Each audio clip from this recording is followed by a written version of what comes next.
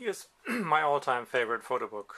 If my house was on fire, I'd just grab this book, assuming that I could only grab one book. This is the one that I would grab. It's Kikuji Kawada's The Map, Chizu. This is unfortunately only the reissue, so it comes in this box.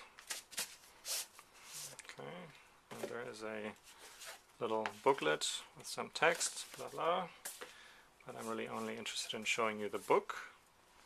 I have to see whether I can set this up so you can actually see. This is it, it's the map. Alright, I might have to slide this a little. Okay. So this is not the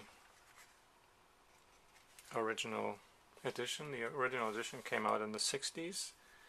You can find a lot of information about this book in Aperture's recent Japanese photo books of the 1960s and 70s.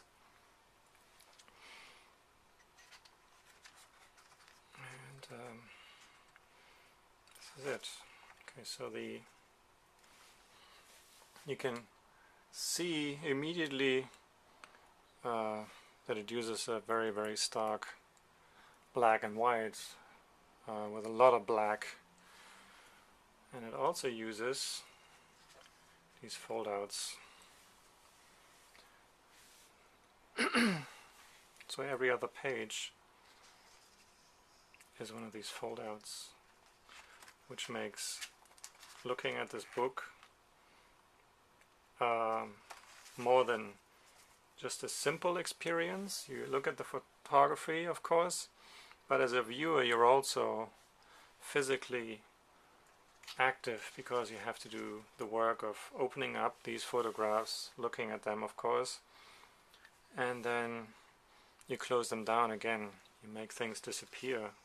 So there's a viewing of this book is part of a performance that's essential for this book. So what are we actually looking at? These images here, these abstract images, are photographs taken inside Hiroshima's nuclear dome. This is the part of the concrete wall inside that dome, and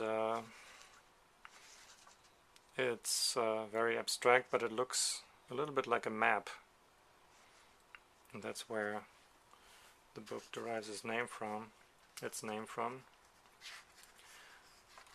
In an essay that Kawada wrote for the book, he wrote about how we're in our times have sort of lost our bearing. We don't really know where we're going any longer.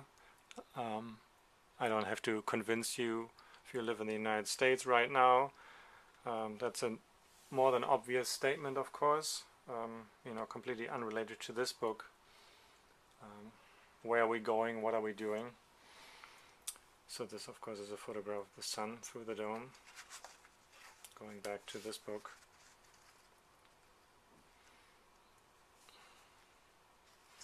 So it combines the history of the book. As far as I remember, is that Kawada had these abstract photographs of maps, of, you know, the interiors, this stuff, and he had these close-up photographs of all kinds of things.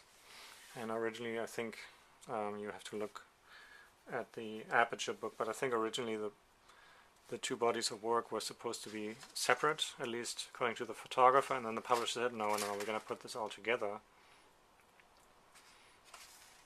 And we're going to make a book that has everything together. And it works amazingly well.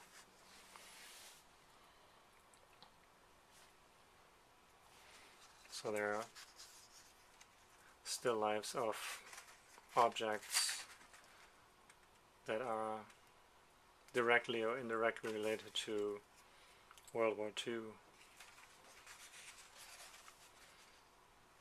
and the consequences of World War II in Japan.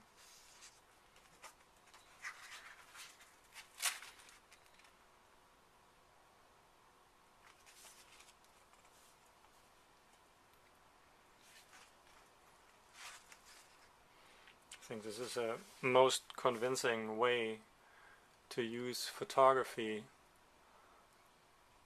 to explore an issue without being too declarative about it. You could have all kinds of conversations about who is to blame for what, but I think what this book does is it shows that there are connections between all these different aspects. I think these are kamikaze pilots, all these different aspects of the war.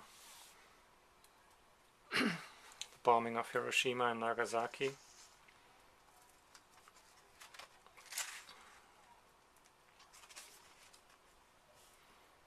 This is something we're not so used to seeing, I think. I think we've become used to being presented a simple story where you go from A to B and some action has some direct consequence. And of course that's often the case, but in many cases, in many large issues, reality becomes way more complex and you end up in the situation where you don't really know what to do any longer, where one evil is maybe balanced by another evil, and then you have to make a decision which one you pick, or whether you can pick one.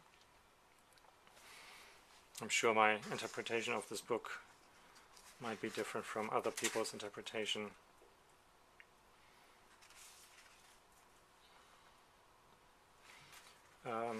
So this reissue was produced by an Israeli press in, I'm looking this up right now, I want to say 2005, as a limited edition with 500 copies. I believe it's sold out, but I also know from searching and looking online, you can find copies of this book on eBay for around $300, I think, which of course is a lot of money. I wish the edition had been a little bit larger, and I'm sure there were people buying the book just to speculate on reselling it. But all that aside, you can still find this book and buy it if you like it. The original is selling for much more money. I believe there was a photo book auction at Christie's a couple years ago where the original sold for $10,000 or something like that. That's the drawback of these fold-out pages, of course.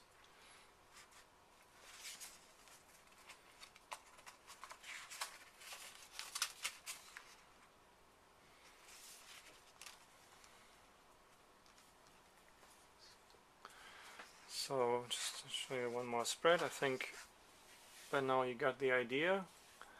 I'm not going to show you the whole book. There's, you can see I showed you about, I want to say, 3/4.